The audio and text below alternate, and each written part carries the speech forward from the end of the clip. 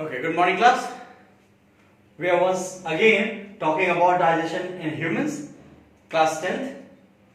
We had done with detailed study of each component of digestive system, and now what we are going to do is to take an overview and get into each detail how the things are working, how the food actually gets digested. We'll do it once, starting from the mouth and end up with the functionality of the anus. And this will be the last lecture on digestive system in human beings. Okay, so let us start. This is a diagram of human digestive system, starting with buccal cavity, salivary gland, esophagus, stomach, divided into three parts: cardiac, fundus, and pylorus. Liver, pancreas, the gallbladder, small intestine into three parts: the duodenum, jejunum, and the ileum. Then large intestine further divided into three parts: cecum, colon, and rectum. The colon again divided into three parts: ascending, transverse, and descending colon, followed by anus and the vermiform appendix, about which we talked about in the last class. So now, starting with the mouth. Okay, let's see what happens is first of all, the food is taken into the mouth, and as soon the food is taken in, the first step is the action of teeth. The four types of teeth do the function of either cutting, tearing, grinding, or crushing of the food, and then the second action is by tongue, which helps to mix the food with the juices from salivary gland. At this place, saliva will be secreted. The tongue will do the mixing of the saliva with the food, which will encourage the mixing of the enzyme. The teeth will increase the surface area, and the food will get crushed or grind it into smaller pieces, and here only carbohydrates will start to digest.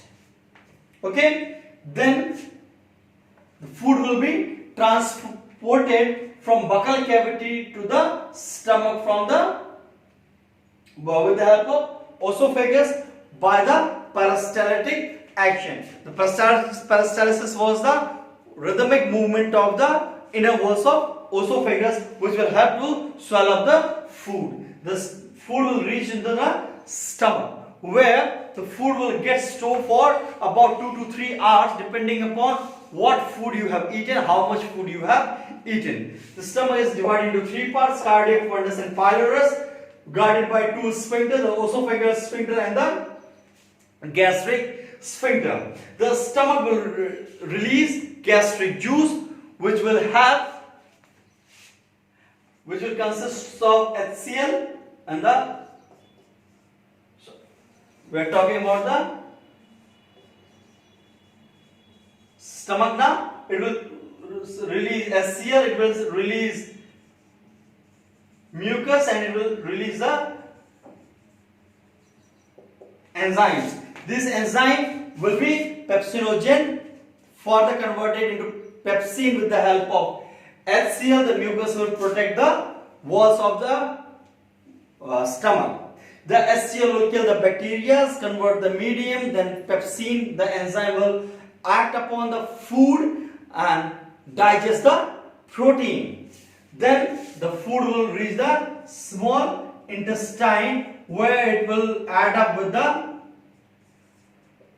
bile juice from liver. It will add up with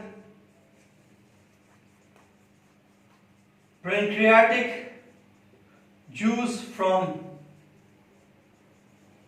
pancreas. This will basify the food. This will consist of enzymes which will act upon the food, and at this point complete digestion of the food will be done.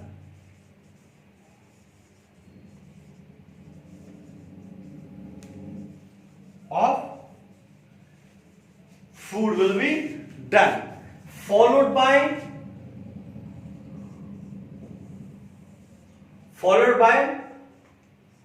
absorption by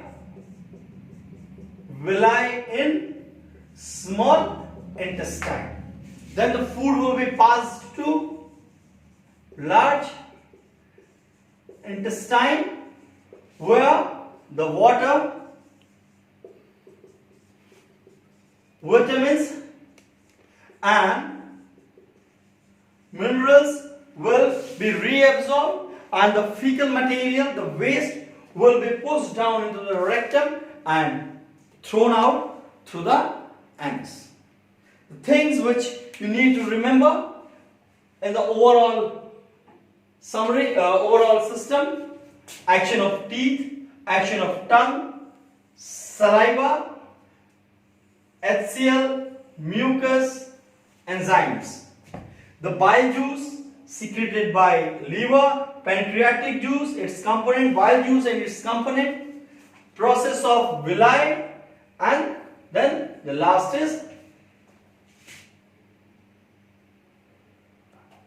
large intestine. In this, the basic questions which come for the exams is the function of buccal cavity. I am writing here. We can prepare it. First, function of buccal cavity is quite important. Then, number 2, action of gastric juices, and number 3rd important is action of villi.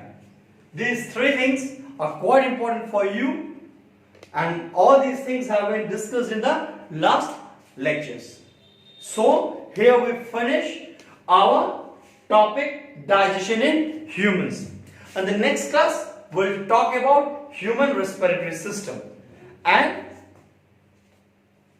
further we'll try to understand how is oxygen taken in by the humans and then transported throughout the body.